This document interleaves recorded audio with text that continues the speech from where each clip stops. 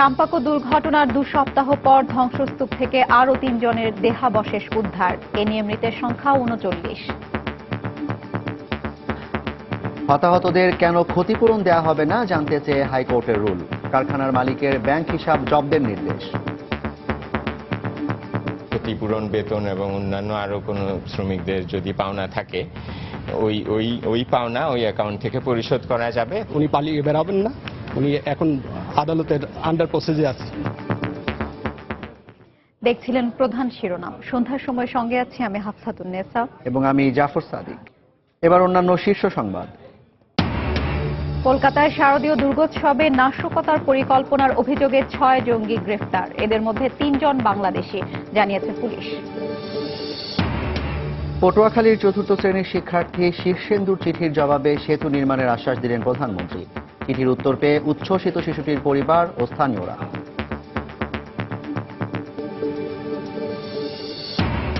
মাধ্যমিকে লিখিত পরীক্ষার নম্বর বাড়ানোর প্রতিবাদ অব্যাহত। আন্দোলনের সমালোচনায় শিক্ষাবিদরা। পরিবর্তিত সৃজনশীল পদ্ধতিতেই পরীক্ষা হবে বললেন শিক্ষামন্ত্রী। অপরিণত গঠন ও অতিরিক্ত রক্তক্ষরণে মারা গেছে মৃত ঘোষণার পর কেঁদে ওঠা নবজাতক গালিবা, জানালেন চিকিৎসক। ফরিদপুরে দাফন। এবং রাজধানীর ফ্লাইওভারগুলোর নিচে ফুটপাত ও জেব্রা ক্রসিং না থাকায় চরম দুর্ভোগে নগরবাসী। ডিজাইনের ত্রুটিকে দুষছে সিটি কর্পোরেশন।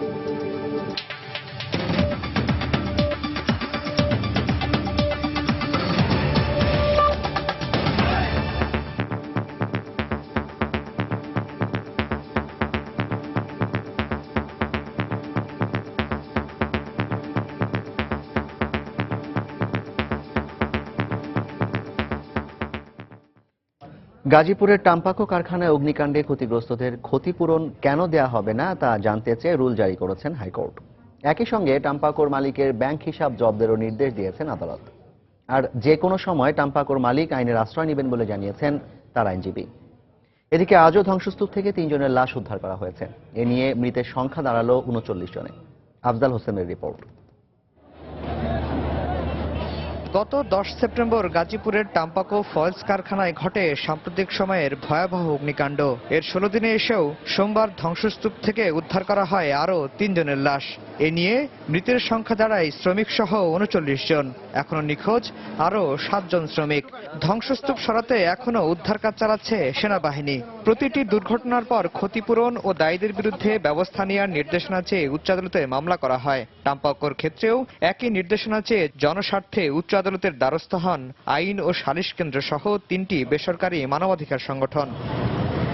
সোমবার ক্ষতিগ্রস্তদের পর্যাপ্ত ক্ষতিপূরণ কেন দেওয়া হবে না তা জানতে চেয়ে রুল জারি করেন আদালত। একই সঙ্গে টাম্পাকোর মালিকের ব্যাংক হিসাব জব্দেরও নির্দেশ আসে উচ্চ আদালত থেকে। পর্যাপ্ত ক্ষতিপূরণ দেয়া হবে না। কোর্ট এটা বলেছেন যে ওই সমস্ত অ্যাকাউন্ট থেকে শ্রমিকদের যে সমস্ত পাওনা থাকে ক্ষতিপূরণ সহ, ক্ষতিপূরণ, বেতন এবং অন্যান্য আরো কোনো শ্রমিকদের যদি পাওনা থাকে ওই পাওনা ওই অ্যাকাউন্ট থেকে পরিশোধ করা যাবে।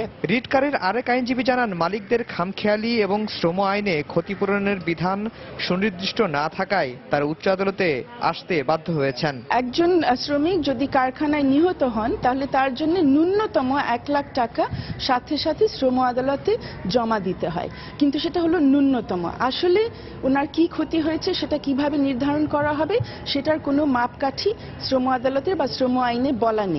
এদিকে টাম্পাকোর মালিক বিএনপির সাবেক সংসদ সদস্য সৈয়দ মকবুল হোসেনের আইনজীবী জানান, যে কোনো সময় টাম্পাকোর মালিক আইনের আশ্রয় নেবেন। লেবার কোর্টে কেস করেছিল ক্ষতিপূরণের টাকা জমা দেওয়ার জন্য, আমরা সেটা কমপ্লাই করেছি।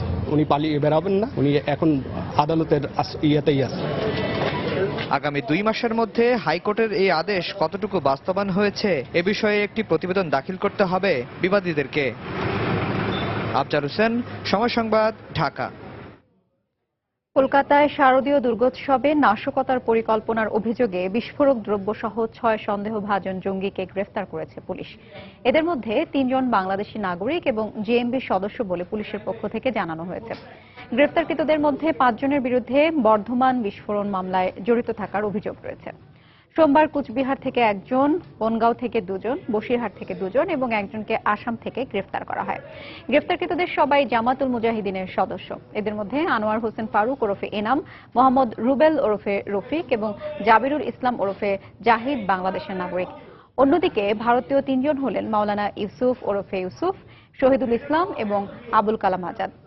এদের মধ্যে আনোয়ার হোসেন ফারুক ওরফে এনাম জেএমবির পশ্চিমবঙ্গ শাখার প্রধান এবং মাওলানা ইউসুফ সেকেন্ড ইন কমান্ড হিসেবে কাজ করছিল।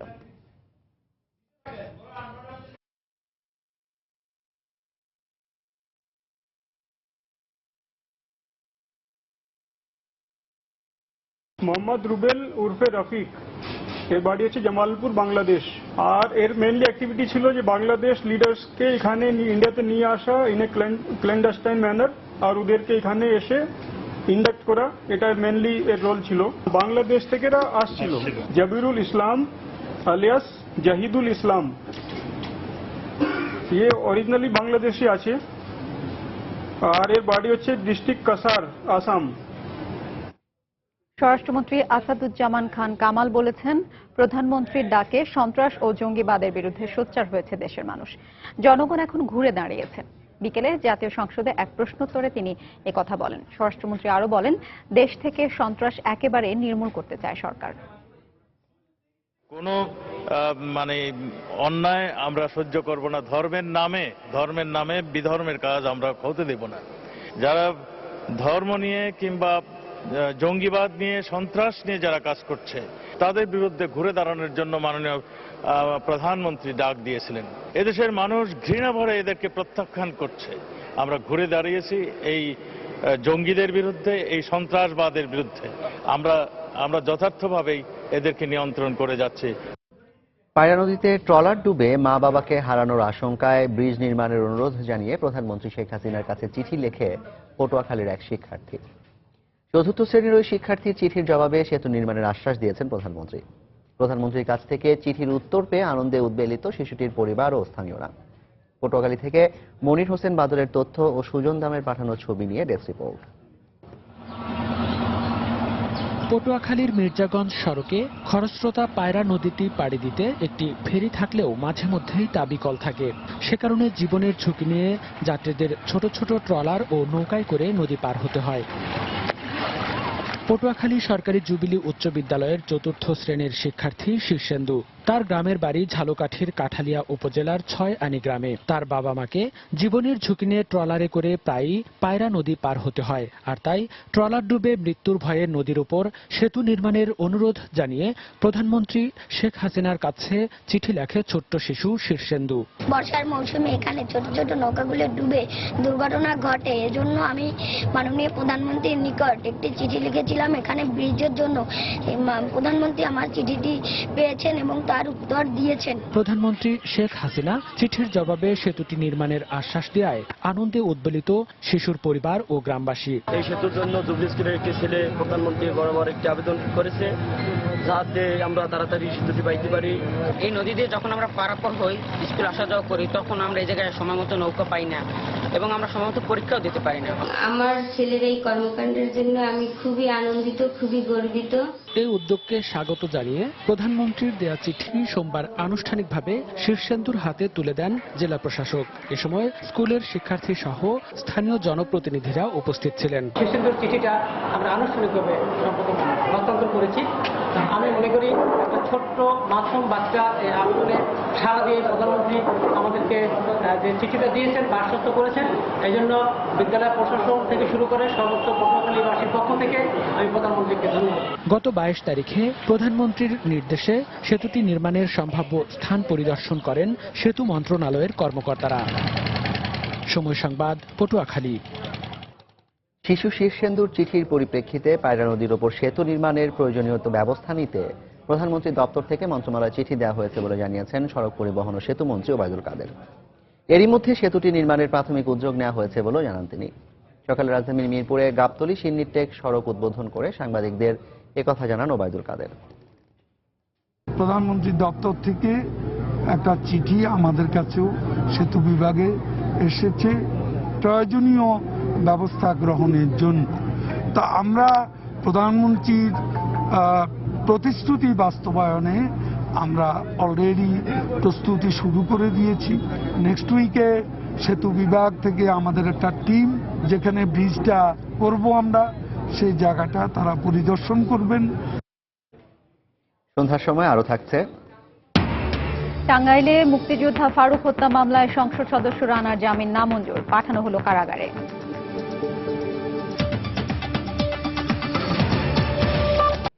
হেলিকপ্টারে করে আনা হয়েছিল রাজধানীর স্কয়ার হাসপাতালে। বিশেষজ্ঞ চিকিৎসকদের নিয়ে গঠন করা হয়েছিল মেডিকেল বোর্ড। তবে সব চেষ্টায় ব্যর্থ করে মারা গেছে মাত্র 4 দিন বয়সী সেই অলৌকিক কন্যা গালিবা হায়াত। গতরাতে স্কয়ার হাসপাতালে মারা যায় সে। চিকিৎসকরা জানিয়েছেন অতিরিক্ত রক্তক্ষরণ ও অপরিণত গঠনের কারণেই মারা গেছে গালিবা। ফরিদপুর থেকে শনিবার হেলিকপ্টারে করে ঢাকায় নেওয়া হলেও ছোট্ট গালিবা হায়াতকে নিয়ে আজ আর কোনো তাড়া নেই। তাকে এভাবেই ধীরস্থিরভাবে নিয়ে যাওয়া হয় সেই ফরিদপুরেই। তবে হাসপাতালে নয়, সেখানে নেওয়া হয়েছে দাফন করতে, কারণ সবাইকে কাঁদিয়ে 4 দিন বয়সী গালিবা মারা গেছে। চিকিৎসক জানিয়েছেন অতিরিক্ত রক্তক্ষরণ, ওজন স্বল্পতা ও অপরিণত গঠনের কারণেই বাঁচানো যায়নি তাকে। এছাড়া জন্মের পরপরই 12 ঘন্টা অস্বাভাবিক টানা হেঁচড়ার কারণে গালিবার শরীরে অনেক জখম হয়, যা মৃত্যুর কারণ বলে মনে করেন বিশেষজ্ঞ চিকিৎসক। তবে এত কিছুর পরও মুমূর্ষু গালিবা বাঁচার জন্য মৃত্যুর সঙ্গে যে অস্বাভাবিক যুদ্ধ করেছে তা অবাক করেছে বলে জানিয়েছেন তারা। আমরা আমাদের সর্বোচ্চ চেষ্টা করেছি। আসলে তো খুব প্রিম্যাচিউর ছিল বাচ্চাটা, তাই না? ওই 450 গ্রাম, আধা কেজির কম। আমাদের তো হার্টের 4টা চেম্বার থাকে, ওর আপার 2টা চেম্বার, লোয়ার 2টা চেম্বার, ওই নিচে 2টা চেম্বার ডেভেলপই করেনি। সে একটা বাস্কেটের মধ্যে ছিল, প্লাস বিভিন্ন জায়গায় সে গেছে, মিস হ্যান্ডলিং হয়েছে। ইনফেকশন প্রিভেনশন করার মানে প্রতিরোধ করার মেইন হচ্ছে আপনার হ্যান্ড ওয়াশ। আমরা একটা রিস্কি বেবি, আমাকে অবশ্যই প্রপার হ্যান্ড ওয়াশ করে অ্যান্টিসেপ্টিক ইউজ করে বাচ্চাকে হ্যান্ডেল করতে হবে। কিন্তু এখানে তো ওই ধরনের কোনো প্রসিডিউর মেনটেনই করা হয় না। এদিকে মাত্র 4 দিনের মধ্যে ছোট্ট শিশুটি পুরো দেশবাসীকে মায়ার জালে আবদ্ধ করে ফেলেছে। স্বজনদের প্রত্যাশা, গালিবার সঙ্গে ফরিদপুরের ডাক্তাররা যে আচরণ করেছে তার যেন আর পুনরাবৃত্তি না ঘটে।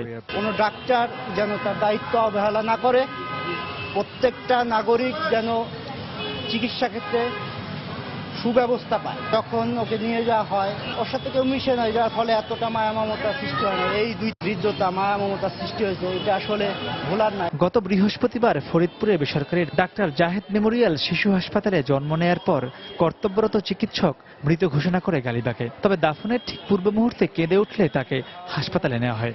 সেখানে 2 দিন নিবিড় পরিচর্যা কেন্দ্রে রাখার পর শনিবার ঢাকায় নিয়ে আসা হয় গালিবাকে। তবে সব চেষ্টা ব্যর্থ করে রোববার রাত 12:15টায় মারা যায় গালিবা। মাহমুদ রাকিব, সময় সংবাদ, ঢাকা। মাধ্যমিক পর্যায়ে সৃজনশীল প্রশ্নপত্রে নৈবেত্তিকের নম্বর কমিয়ে লিখিত প্রশ্নের নম্বর বাড়ানোর প্রতিবাদে আন্দোলনরত শিক্ষার্থীদের ক্লাসে ফিরে যাওয়ার আহ্বান জানিয়েছেন শিক্ষামন্ত্রী। নতুন নিয়মে আগামী এসএসসি পরীক্ষা নেওয়া হবে বলে জানিয়েছেন তিনি। এদিকে ক্লাস ছেড়ে আন্দোলনে নামায় শিক্ষার্থীদের সমালোচনা করেছেন শিক্ষাবিদরা। পাশাপাশি প্রশ্নপত্র আরও যুগোপযোগী করতে সরকারের প্রতি আহ্বান জানিয়েছেন তারা। তারেকুজ্জামান শিমুলের রিপোর্ট। নৈর্ব্যক্তিকের মান কমিয়ে লিখিত প্রশ্নের নম্বর বাড়ানোর প্রতিবাদে সোমবার তৃতীয় দিনের মতো রাজধানীতে বিক্ষোভ করেছে স্কুল শিক্ষার্থীরা। দুপুরে দাবি সম্বলিত প্লাকার্ড হাতে স্কুলের সামনে সড়ক অবরোধ করে আইডিয়াল স্কুলের শিক্ষার্থীরা। নতুন নিয়ম কার্যকর হলে তাদেরকে বাড়তি চাপে পড়তে হবে দাবি করে দ্রুত এটি বাতিল চেয়েছে তারা। এটা সম্পূর্ণই আমাদের সাধ্যের বাইরে, আমরা আসলে এটা করতে পারবো না। আমরা 6টা যদি খুব কষ্ট করে লিখি, 7টা আমরা পারবো না লিখতে, তাদের বোঝা উচিত। এটা টাইমের তো কোনো পরিবর্তন হয়নি, কিন্তু 7টা সৃজনশীল কি ভাই আমরা যেটা অভ্যস্ত না, আমরা সেটা পারবো না। তবে শিক্ষার্থীদের দাবি অযৌক্তিক মন্তব্য করে শিক্ষামন্ত্রী বলেন, শিক্ষার্থীদের ভালোর জন্যই নেওয়া হয়েছে এই সিদ্ধান্ত। ছেলে মেয়েদেরকে শ্রেণীকক্ষ ফেরাতে শিক্ষক ও অভিভাবকদের প্রতি আহ্বান জানান তিনি। আমাদের দেশের যারা শিক্ষাবিদ, শিক্ষানুরাগী, প্রবীণ লোক যারা এই পদ্ধতি আবিষ্কার করছেন তাদের মতামত নিয়ে আমরা এই সিদ্ধান্ত নিচ্ছি। তাই সকলে এটা মেনে চলবেন, এটি আমরা আশা করব। আশা করি কেউ নিজেদের ছেলে মেয়েদেরকে বিরোধকামী করবেন না। এদিকে শ্রেণীকক্ষ ছেড়ে আন্দোলনে নামায় শিক্ষার্থীদের সমালোচনা করেছেন শিক্ষাবিদরা। পাশাপাশি বারবার নিয়ম পরিবর্তন না করে সমস্যার স্থায়ী সমাধানে মনোযোগী হওয়ার জন্য সরকারের প্রতি আহ্বান জানান তারা। আমাদের ছোট ছোট ছেলে মেয়েদের তো জানার কথা নয় কি কি পড়তে হবে, কিরকম পরীক্ষা হবে, কি ধরনের প্রশ্নপত্র হবে। এগুলো যারা এই শিক্ষা নিয়ে যারা গবেষণা করে তারা এটা করবে এবং আমাদের ছাত্রছাত্রীদের আমাদের উপর আস্থা থাকতে হবে। সমস্যাটা এড়িয়ে যাওয়া ঠিক হবে না, যাতে করে ছেলেমেয়েরা এই পাশের খাতা দেখে না লিখতে পারে, সেটা নিয়ে আমাদের গবেষণা করতে হবে। নতুন নিয়ম অনুযায়ী মাধ্যমিক পরীক্ষার প্রতিটি বিষয়ে লিখিতে 70 নম্বর এবং নৈর্ব্যক্তিকে 30 নম্বরের পরীক্ষা দিতে হবে শিক্ষার্থীদের। তারেকুজ্জামান শিমুল, সময় সংবাদ, ঢাকা। সন্ধ্যার সময় আরো থাকছে কোর্টনি ওয়ালশের কণ্ঠে মাশরাফি তাসকিন বন্দনা, বললেন যে কোনো মুহূর্তে খেলার পরিস্থিতি পরিবর্তনের ক্ষমতা রাখে টাইগার পেসাররা।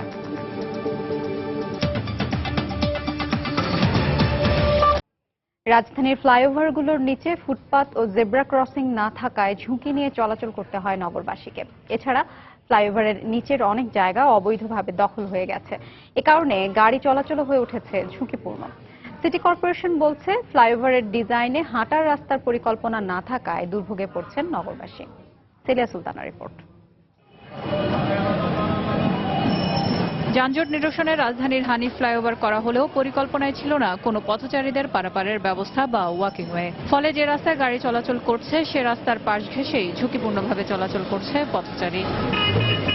গাড়িতে ওঠানামার বিষয়টি এখনো যত্রতত্রই হচ্ছে। পাশাপাশি যেসব লিংক রোড করা হয়েছে সেখানেও প্রায়ই ঘটছে দুর্ঘটনা। এছাড়া যেসব ফ্লাইওভারের নিচে রাস্তা কিছুটা খালি থাকছে সেটিও থেকে যাচ্ছে গাড়ি পার্কিং এর দখলে। এমনটাই অভিযোগ এসব এলাকার জনসাধারণের। এটাও গাড়ি ঢুকে গেল, কিন্তু এখানে কোনো রকমের রোড পার হওয়ার কোনো ব্যবস্থা নাই, কারণ এখানে বড় বড় বাস চলে। হাঁটার জন্য রাস্তাটাই ব্যবহার করতে হচ্ছে, যেটা আমাদের জন্য অনেক ঝুঁকিপূর্ণ। ওয়াকিং ওয়ে ফ্রি পাই না, কারণ এখানে ফুটপাতে 50% বেশি জায়গায় দখল হয়ে থাকে। স্কুলে যাই, স্কুল আসার সময় অনেক দর করে। গাড়ি চলাচলের যে রাস্তা ওইটা আলাদা এবং মানুষ চলাচল করার জন্য আলাদা, যদি এইভাবে হইতো তাহলে দুর্ঘটনা হতো না। আর ফ্লাইওভারের দুটো বিমের মাঝামাঝি যে অংশটি খালি থাকার কথা ছিল সেটিও রিকশার গ্যারেজ, বাজার, দোকান আর হকার্সের দখলে। এমনকি অনেক স্থানে পার্কিং এরিয়া খুলে আয়ের উৎস করে নিয়েছেন কেউ কেউ। এখানে 20 টাকা দিতে হয়। কত টাকা করে দেওয়া লাগে? 200। কারা কারা নেয়? নেতা না, পুলিশ না। কত করে দিতে হয়? এই 10 টাকা 20 টাকা। কয়জনকে দেন? 2-3 জন। পথচারীদের সমস্যার কথা স্বীকার করে পথচারী ও যাত্রীদের ওঠানামা সহ নতুন পরিকল্পনার কথা জানায় ঢাকা দক্ষিণ সিটি কর্পোরেশন। ফ্লাইওভারটি যখন নির্মিত হয়েছে এই বিষয়টি আসলে তখন অ্যাড্রেস করা হয়নি। আমরা চেষ্টা করছি যে কিভাবে এই পথচারী সহ যারা বাচ্চারা, শিশুরা বা আছে এদের কিভাবে পারাপার করা যায়, এরকম একটা ব্যবস্থার কথা আমরা ভাবছি। পাশাপাশি ফ্লাইওভারের দুই বিমের মাঝের ফাঁকা স্থান সৌন্দর্য বর্ধন ও নাগরিক সুবিধায় সংযোজন করা হবে বলে জানান এই কর্মকর্তা। সেলিয়া সুলতানা, সময় সংবাদ, ঢাকা। সার্চ কমিটি গঠন ও নির্বাচন কমিশন গঠন প্রক্রিয়াকে লোক দেখানো বলে অভিহিত করে বিএনপির স্থায়ী কমিটির সদস্য গয়েশ্বরচন্দ্র রায় বলেছেন, এর মাধ্যমে 5ই জানুয়ারির চেয়ে নিকৃষ্ট নির্বাচন করে ক্ষমতার মেয়াদ দীর্ঘায়িত করতে চায় সরকার। বিকেলে নয়াপল্টনে দলের কেন্দ্রীয় কার্যালয়ে ঢাকা জেলা বিএনপির নির্বাহী কমিটির পরিচিতি ও মতবিনিময় সভা শেষে সংবাদ সম্মেলনে এ মন্তব্য করেন তিনি। যিনি সার্চ কমিটি করবেন, তিনি নির্বাচন কমিশন করবেন, এগুলো একটা ফর্মালিটিস দেখানো হয় যে রাষ্ট্রপতি সার্চ কমিটি করলো, তারপর সার্চ কমিটি একটা করলো, কিন্তু আমি ঘুরে ফিরে দেখবো যে সবই কিন্তু ওই 5ই জানুয়ারির চেয়ে আরো নিকৃষ্টতম আরেকটি নির্বাচনের মধ্য দিয়ে বর্তমান সরকারের মেয়াদ আরো বৃদ্ধি করার একটা মহোৎসব চলছে। ইতিপূর্বে যে সকল রাজনৈতিক দলগুলি পার্লামেন্টে ছিল, যারা সরকার ছিল, তাদের মতামত, তাদের থেকে তালিকা নিয়ে যদি একটি নির্বাচন কমিশন ঘোষণা করা হয়, সেটা থেকে একটা আস্থা আসতে পারে। বিএনপি নেতাকর্মীরা আগুন সন্ত্রাস চালাতে না পেরে প্রধানমন্ত্রীর বক্তব্য নিয়ে নানা মিথ্যা বক্তব্য দিচ্ছেন বলে মন্তব্য করেছেন আওয়ামী লীগের প্রচার ও প্রকাশনা সম্পাদক ডক্টর হাসান মাহমুদ। সকালে ধানমন্ডিতে আওয়ামী লীগ সভানেত্রীর কার্যালয়ে দলের প্রচার ও প্রকাশনা পরিষদের বৈঠক শেষে একথা বলেন তিনি। ইউনেস্কোর এই প্রতিবেদন পরে আমার যেটি মনে হয়েছে, এই প্রতিবেদন যারা আন্দোলন করছে তাদের দ্বারা প্রভাবিত, এবং সরকারের পক্ষ থেকে রামপাল বিদ্যুৎ কেন্দ্র স্থাপন করার জন্য আলট্রা সুপার ক্রিটিক্যাল পদ্ধতিতে এই বিদ্যুৎ কেন্দ্র স্থাপন করা হবে, এবং বিদ্যুৎ কেন্দ্র স্থাপন করার ক্ষেত্রে যে বাধ্যবাধকতা রয়েছে যে বনের 10 কিলোমিটারের মধ্যে করা যাবে না, এটি 14 কিলোমিটার দূরে স্থাপিত হতে যাচ্ছে। টাঙ্গাইলে মুক্তিযোদ্ধা ফারুক আহমদ হত্যা মামলার প্রধান আসামি টাঙ্গাইল ৩ আসনের এমপি আমানুর রহমান খান রানার জামিন আবেদন নামঞ্জুর করেছেন আদালত। দুপুরে অতিরিক্ত জেলা ও দায়রা জজ আদালতের বিচারক আবুল মনসুর মিয়া এই আদেশ দেন। বাদীপক্ষের আইনজীবী জানান, এই মামলার প্রধান আসামি ঘাটাইলের সংসদ সদস্য আমানুর রহমান খান রানা গত 18 সেপ্টেম্বর আদালতে আত্মসমর্পণ করলে আদালত তার জামিন নামঞ্জুর করে কারাগারে পাঠানোর নির্দেশ দেন। এরপর গতকাল আসামি পক্ষের আইনজীবী আবারও নতুন করে জামিন আবেদন করেন। পরে আজ দুপুরে আসামি রানার অনুপস্থিতিতে আসামি ও বাদীপক্ষের যুক্তিতর্ক শুনে জামিন আবেদন পুনরায় নামঞ্জুর করেন বিচারক আবুল মনসুর মিয়া। আবেদনের প্রেক্ষিতে বিজ্ঞ আদালত আজকে শুনানির জন্য দিন ধার্য রাখেন এবং সে আলোকে আজকে উভয় পক্ষে আদালতে তার জামিনের পক্ষে বিপক্ষে শুনানি হয়। শুনানি অন্তে তার জামিনের আবেদন আজকে বিজ্ঞ আদালত নাকচ করেছেন। সিলেটে ওসমানীনগর থানার ওসি মোস্তাফিজুর রহমান হত্যা মামলায় অভিযোগপত্র গ্রহণ করে 120 আসামিকে কারাগারে পাঠানোর আদেশ দিয়েছেন আদালত। এছাড়া মামলার পরবর্তী শুনানির তারিখ 3রা নভেম্বর ধার্য করা হয়েছে। দুপুরে জেলার জ্যেষ্ঠ বিচারিক হাকিম মোহাম্মদ নজরুল ইসলাম এই আদেশ দেন। মামলা সূত্রে জানা যায়, 2014 সালের 17 জানুয়ারি নগরীর ওসমানীনগরে দুপক্ষের সংঘর্ষ থামাতে গিয়ে ওসি মোস্তাফিজুর রহমান মারা যান। এ ঘটনায় পুলিশ বাদী হয়ে স্থানীয় ইউপি চেয়ারম্যান আতাউর রহমান সহ 125 জনের নাম উল্লেখ করে একটি হত্যা মামলা দায়ের করে। দীর্ঘ তদন্তের পর গত 18 আগস্ট 138 জনের বিরুদ্ধে আদালতে অভিযোগপত্র দেয় পুলিশ। এদের মধ্যে 120 আসামি সকালে আত্মসমর্পণ করে জামিন আবেদন করলে আদালত তা নামঞ্জুর করে কারাগারে পাঠানোর আদেশ দেন। ব্রাহ্মণবাড়িয়ায় ডালিয়া আক্তার নামে 6ষ্ঠ শ্রেণীর এক শিক্ষার্থীর মরদেহ উদ্ধার করা হয়েছে। পরিবারের অভিযোগ, উত্ত্যক্তের যন্ত্রণা সহ্য করতে না পেরে ডালিয়া আত্মহত্যা করেছে। এ ঘটনায় উত্ত্যক্তকারী 5 জনকে আসামি করে মামলা দায়ের করা হয়েছে। গতরাতে নাসিরনগর উপজেলার ভলাকুট গ্রামে এ ঘটনা ঘটে। স্বজন ও এলাকাবাসীর অভিযোগ, স্কুলে যাওয়া আসার পথে প্রায়ই ডালিয়াকে উত্ত্যক্ত করত পাশের গ্রামের চৌকিদার পাড়ার বখাটে হামিদ মিয়া। এ নিয়ে স্থানীয় জনপ্রতিনিধির কাছে বারবার জানানো হলেও থামেনি বখাটের দৌরাত্ম্য। মৃত্যুর আগে একটি চিরকুটে ডালিয়া হামিদ মিয়াকে অভিযুক্ত করে গেছে বলেও জানায় স্বজনরা। তবে একে আত্মহত্যা নয়, হত্যা দাবি করে জড়িতদের দৃষ্টান্তমূলক শাস্তির দাবি জানিয়েছে ডালিয়ার সহপাঠীরা। এদিকে ঘটনার পর থেকে হামিদ মিয়া পলাতক রয়েছে। ডালিয়ার মরদেহ ময়নাতদন্তের জন্য ব্রাহ্মণবাড়িয়া সদর হাসপাতালে পাঠিয়েছে পুলিশ। এদিকে সন্ধ্যায় আত্মহত্যার প্ররোচনার অভিযোগ এনে উত্ত্যক্তকারী হামিদ মিয়াকে প্রধান আসামি করে 5 জনের বিরুদ্ধে নাসিরনগর থানায় মামলা করেছেন ডালিয়ার বাবা। আমার আম্মু নাম্বারে ফোন দেখো, তোমার মায়ের বিয়ে করুম, তোমরা কি রাজি? বিচার চাই, আমি গরিব মানুষ, আমি উপযুক্ত বিচার চাই। শুধু একজন মানুষ তার মরে যেতে পারে না, থেকে মারানো হয়েছে, সেই বিষয়ে আমরা চাই। চিরকুটে যার নাম লিখে গেছে, কার জন্য দায়ী সে, আশা করি এরকম এই নির্মম আত্মহত্যার এবং কঠিন সুষ্ঠুভাবে থানার মাধ্যমে আইনি প্রক্রিয়ায় যাতে এমনই অবস্থান তৈরি করা হয় যাতে এলাকার মানুষ আর কখনো কোনো মেয়েকে, এই বয়সের মেয়েকে উত্ত্যক্ত না করতে পারে। ছেলের নাম হামিদ উত্ত্যক্ত করতো এই ঘটনা নিয়ে নাকি, যারা বলতেছে এই ঘটনা নিয়ে সে ঘরে দরজা বন্ধ করে ঘরে ফাঁসি দিছে।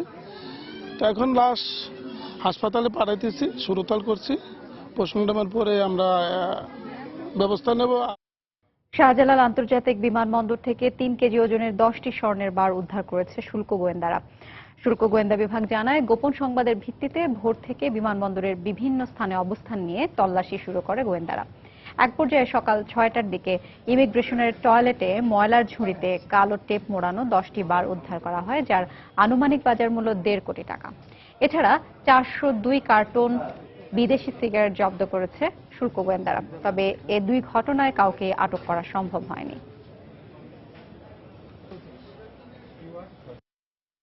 ইমিগ্রেশন ডেস্কের পাশে যে টয়লেট আছে, সেই টয়লেটের মধ্যে ঝুড়ির মধ্যে পরিত্যক্ত অবস্থায় এই গোলগুলো ফেলে গেছে।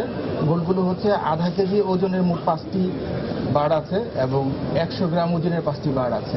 এই হিসেবে মোট 3 কেজি গোল্ডের আনুমানিক বাজার মূল্য হচ্ছে 1.5 কোটি টাকা। ওই এয়ারলাইন্স ল্যান্ড করার পরবর্তীতে কারা এই টয়লেটে আসা যাওয়া করেছে, আমাদের কাছে সেই ভিডিও ফুটেজগুলো সংগ্রহ করা হবে এবং এগুলো আমরা অ্যানালাইসিস করব।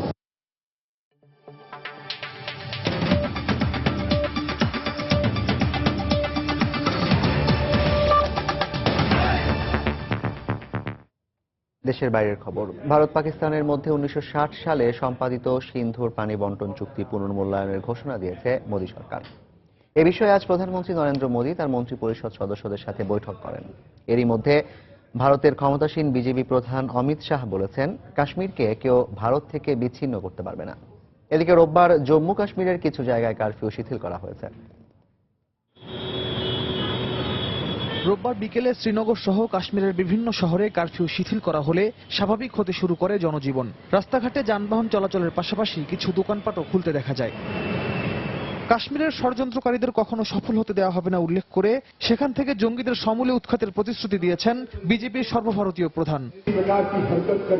কাশ্মীর থেকে জঙ্গিদের উচ্ছেদে কেন্দ্রীয় সরকার জিরো টলারেন্স নীতি গ্রহণ করতে প্রস্তুত। কেউ যদি মনে করে অস্থিতিশীল পরিবেশ তৈরি করে কাশ্মীরকে ভারত থেকে আলাদা করা যাবে, তবে তারা ভুল ভাবছে। কাশ্মীরে কারফিউ বলবৎ থাকা অবস্থায় গত 18 সেপ্টেম্বর উড়ি সেনাঘাঁটিতে জঙ্গি হামলায় 18 সেনা সদস্য নিহত হন। ওই ঘটনায় ভারত সরাসরি পাকিস্তানকে দায়ী করলে দুদেশের মধ্যে উত্তেজনা চরমে পৌঁছায়। এরই ধারাবাহিকতায় এবার দুদেশের মধ্যে 5 দশক আগে স্বাক্ষরিত সিন্ধুর পানি বন্টন চুক্তি থেকে ভারত সরে আসতে পারে বলে জানিয়েছে সেদেশের গণমাধ্যম। চুক্তির বিভিন্ন দিক পুনর্বিবেচনার জন্য সোমবার প্রধানমন্ত্রী নরেন্দ্র মোদী পানি সম্পদ মন্ত্রণালয় সহ বিভিন্ন মন্ত্রণালয়ের প্রধানদের সঙ্গে বৈঠক করেন। প্রধানমন্ত্রী মোদী চুক্তিটিকে অর্থনৈতিকভাবে কাজে লাগানোর পাশাপাশি এর যথাযথ ব্যবহারের নির্দেশ দেন।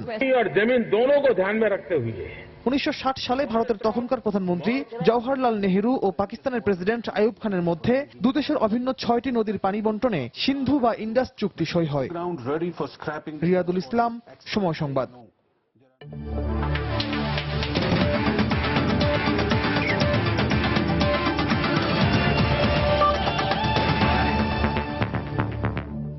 বোলিং অ্যাকশনের বৈধতা পেয়ে প্রথম ম্যাচেই বল হাতে দলকে জিতিয়েছেন তাসকিন। এমন পারফরমেন্স প্রত্যাশা করেননি খোদ pace bowling coach Courtney Walsh. তাসকিনের সঙ্গে অধিনায়ক মাশরাফিরও প্রশংসা করেছেন এই ক্যারিবিয়ান কোচ। দল যখন নিশ্চিত হারের দিকে এগুচ্ছিল, তখন পেসারদের শেষ মুহূর্তে দৃঢ়তা প্রমাণ করে যে কোনো মুহূর্তে ম্যাচ নিজেদের পক্ষে আনতে পারে রুবেল, তাসকিন, মাশরাফিরা। তাসকিন আহমেদের ফেরাটা যেন সিনেমাকেও হার মানায়। বোলিং অ্যাকশন বৈধ প্রমাণ করে আন্তর্জাতিক মঞ্চের ঝলমলে আলোতে ফিরে শুরুতে যেন খানিকটা ভরকে গিয়েছিলেন বাংলাদেশের এই স্পিডস্টার। আর সেটাই তো স্বাভাবিক, কত শত ক্যামেরার চোখ, কোটি ক্রিকেট প্রেমীর প্রত্যাশার চাপ। তাসকিন যখন আবারও বল হাতে ফেরেন, তখন তার উপর পাহাড় সমচাপ। সেই চাপ যখন উতরে গেলেন, পেস বোলিং কোচ তার প্রশংসায় পঞ্চমুখ। এদিন তাসকিন খুব খারাপ বোলিং করবে, এটাই সব থেকে স্বাভাবিক। সে রান দেবে, হোয়াইট বল করবে, নো বল করবে, এটাই প্রত্যাশিত। কিন্তু সে চাপ নিয়ে তার সেরাটা করে দেখিয়েছে। আমার man of the match Taskin. 18 বলে দরকার 27। এর আগে 6 ওভারে 49 রান দেয়া বলারের কথা তখন কে ভাববে? ভাবলেন অধিনায়ক মাশরাফি। তার আস্থার প্রতিদানও দিলেন তাসকিন আহমেদ। কোচের ধন্যবাদটা প্রাপ্য ছিল ম্যাচের।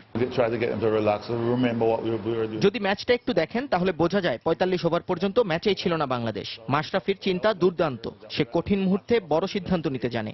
সে নিজেও ব্রেক থ্রু এনে দিয়েছে। সাকিব আর মাশরাফি দুজনই সিনিয়রের দায়িত্ব পালন করেছেন। ম্যাচের অধিকাংশ সময় আধিপত্য ছিল আফগানদের, কিন্তু সেই চাপ সামলে যেভাবে ঘুরে দাঁড়িয়েছে বাংলাদেশ, সেটা প্রমাণ করে তাসকিন রুবেলদের যোগ্যতা। পেসারদের মধ্যে একটি আত্মবিশ্বাস কাজ করছে। শেষ 18টি বল যদি ব্লক হলে করতে হয়, সেটাও করতে পারবে বাংলাদেশের পেসাররা। তাসকিন সেটা প্রমাণ করে দেখিয়েছে। এমন জয়ে দলের আত্মবিশ্বাস এখন তুঙ্গে। পেস বোলারদের দক্ষতার চেয়ে কখনো কখনো বড় হয়ে ওঠে মানসিক দৃঢ়তা। ওয়ালশের বার্তাও সেই মনোবল বৃদ্ধি, যাতে চাপে ভেঙে না পড়ে পাল্টা আঘাত করা যায় প্রতিপক্ষকে। রায়হান মাসুদ, সময় সংবাদ, ঢাকা। সন্ধ্যার সময় এ পর্যায়ের শীর্ষ সংবাদগুলো জানিয়ে দিচ্ছি আরেকবার। টাম্পাকো দুর্ঘটনার 2 সপ্তাহ পর ধ্বংসস্তূপ থেকে আরো 3 জনের দেহাবশেষ উদ্ধার। এ নিয়ে মৃতের সংখ্যা 39। কারখানার মালিকের ব্যাংক হিসাব জব্দের নির্দেশ। কলকাতায় শারদীয় দুর্গোৎসবে নাশকতার পরিকল্পনার অভিযোগে 6 জঙ্গি গ্রেফতার। এদের 3 জন বাংলাদেশি, জানিয়েছে পুলিশ।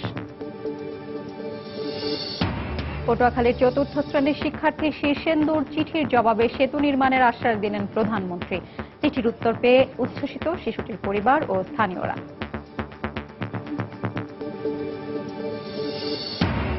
মাধ্যমিকে লিখিত পরীক্ষার নম্বর বাড়ানোর প্রতিবাদ অব্যাহত। আন্দোলনের সমালোচনায় শিক্ষাবিদরা পরিবর্তিত সৃজনশীল পদ্ধতিতে পরীক্ষা হবে বললেন শিক্ষামন্ত্রী।